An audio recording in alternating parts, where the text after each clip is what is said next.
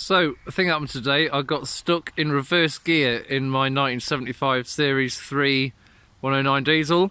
I didn't have much choice other than to start taking it apart on the side of the road.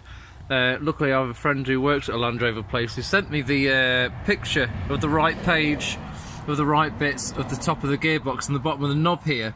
Basically, what had happened, and it was ever so simple. Once I got in there, you could totally see what happened.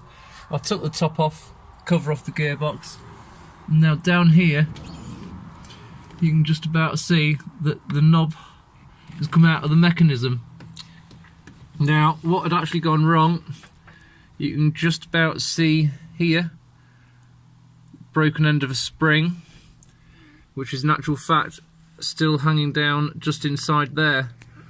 Now what I did, took that off and you can see that the ball has come out. So if you just bring it across, slide it back in, and then with your finger, if you can, or more likely a screwdriver, to press the clutch, get your screwdriver in behind there, flick it across. Now that's back in now, and I can gently still use the gears as normal. You can go and drive around in it, it's absolutely fine.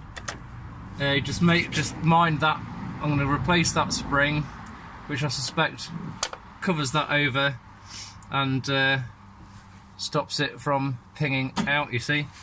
Turned out to be real simple, but there aren't any other tutorials on YouTube, so yeah, if you have the problem, get in there and have a look at that.